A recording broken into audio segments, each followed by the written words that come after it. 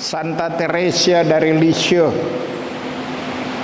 Santa Teresa dari kanak-kanak Yesus pernah berkata, kalau saya bertemu dengan malaikat dan imam, saya akan lebih menghormati imam daripada malaikat, karena malaikat itu utusan Tuhan, tapi imam itu adalah wakil Tuhan. Dalam kata-kata Santa Teresa dari Lisieux terungkap martabat imamat, kemuliaan dari imamat yang seringkali para imam sudah mulai tidak lagi merasakan. Bahkan seringkali imamat telah menjadi beban di dalam hidup, bukan lagi sumber kegembiraan dan sukacita. Di manakah kemuliaan para imam itu? Secara singkat, imam itu seperti Kristus diangkat sebagai imam, mengorbankan korban Kristus, merayakan sakramen-sakramen, khususnya Ekaristi dan pengakuan dosa. Semua bisa diambil oleh awam, kecuali merayakan Ekaristi dan memberikan sakramen pengampunan dosa yang dimiliki para imam. Karena itu betapa menyedihkan kalau kita melihat ada imam-imam yang tidak lagi merayakan Ekaristi, pemalas bangun pagi, tidur saja dan tidak merayakan Ekaristi. Itu menyedihkan di dalam gereja. Atau tidak bersedia menerimakan sakramen pengakuan dosa. Padahal di situ kemuliaan para imam. Para imam juga seperti Kristus diangkat sebagai nabi, menjadi pewarta. Mereka menyuarakan kebenaran.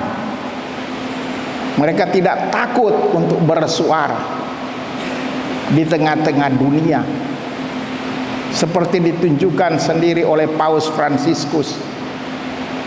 Dia rela menyuarakan kebenaran. Dia menyuarakan kelemah lembutan dan anti kekerasan.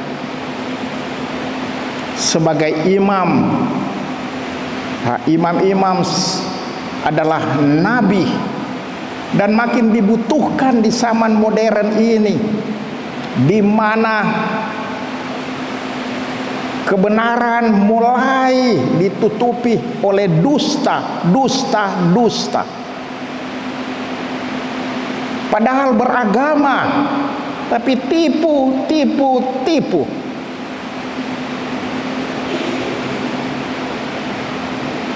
Makin dibutuhkan orang-orang yang berani menyuarakan kebenaran, tidak takut bahwa bisa dihina, ditolak dan sebagainya. Kemudian seperti Kristus, para imam diangkat sebagai raja, pemimpin, raja yang berbelas kasih.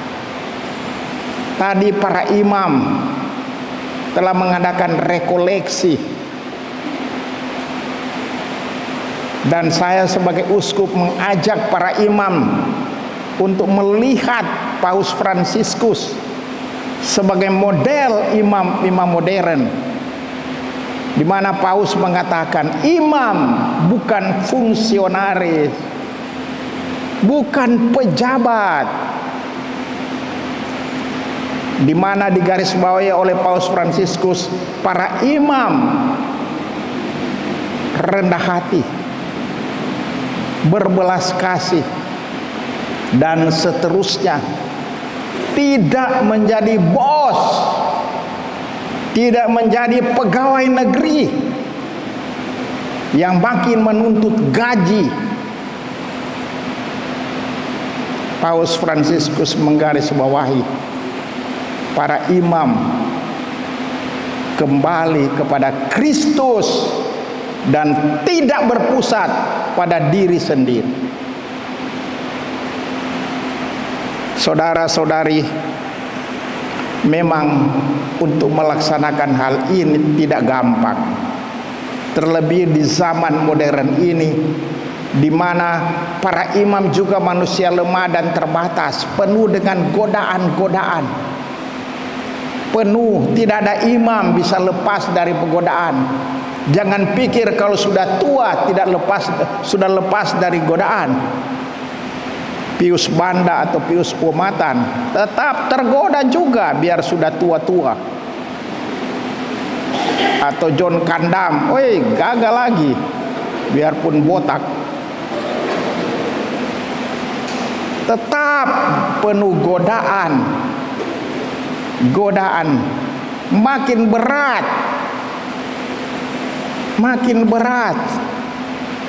Apalagi sekarang dunia diwarnai dengan media HP, dan itu sudah menjadi berhala. Berhala, termasuk para imam sudah memberhalakan itu HP. Lebih bawa HP daripada kitab suci. Tapi ada yang mengatakan, di HP itu ada kitab suci juga. Padahal ada porno juga di HP itu. Tinggal pilih mana mau pilih.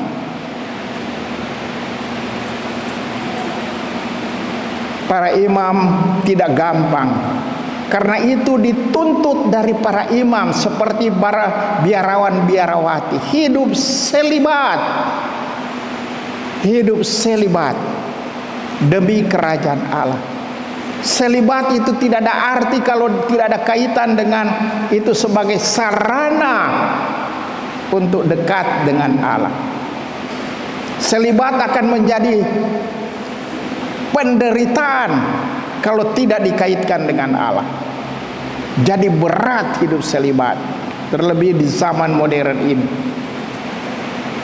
Yang kedua, supaya para imam bisa melaksanakan hidup sesuai dengan martabatnya, kemuliaannya, maka seperti biarawan-biarawati, para imam dituntut juga hidup miskin, hidup sederhana, sehingga barang-barang tidak membuat akhirnya lupa pekerjaan, lupa Tuhan.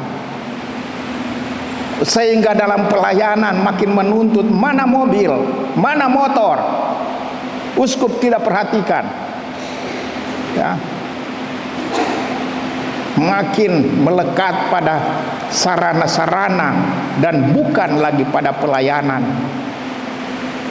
Seperti biarawan-biarawati juga, supaya bisa para imam melaksanakan, mengungkapkan kemuliaan daripada hidup para imam.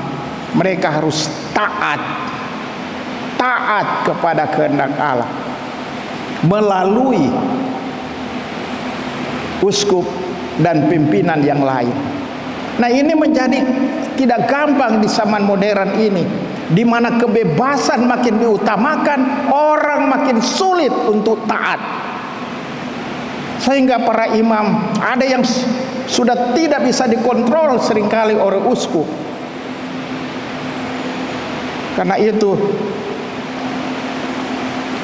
para uskup sekarang sudah berani mengatakan kau suspensi. Ya, ada beberapa imam di Jakarta, walaupun terkenal, tapi kepala batu terhadap uskup, maka akhirnya dia disuspensi karena tidak taat, ketaatan merupakan sarana untuk bisa melaksanakan hidup imamat dengan bagus. Tidak gampang, tapi tadi kita dengar seperti Kristus, roh Tuhan ada padaku. Roh Tuhan menyelimuti para imam. Jangan takut imam-imam. Jangan takut. Anda tidak sendirian. Roh Kudus ada. Ada. Tetapi supaya Roh Kudus itu menyala terus, ada terus, maka para imam harus menjadi man of prayer. Menjadi manusia pendoa. Karena hanya dalam doa Roh Kudus dihidupkan kembali. Roh Kudus diremajakan lagi, sehingga tetap kuat menjalankan hidup imamat. Doa, doa, doa. Karena itu bahaya para imam di masa modern ini. Begitu sibuk dengan pekerjaan, mulai pagi tidak berdoa lagi, tidak membaca brevir lagi, tidak mengaku-mengaku dosa lagi. Syukur hari ini para imam, kita semua imam-imam termasuk uskup, kita tadi rekoleksi ditutup dengan pengakuan dosa, supaya kita semua hati murni untuk merayakan Paskah. Karena itu umat sekalian, biarawan-biarawati, berdoalah untuk imam-imam. Semakin imam menjadi suci, semakin gereja bertumbuh dan berkembang. Semoga demikian. Amin.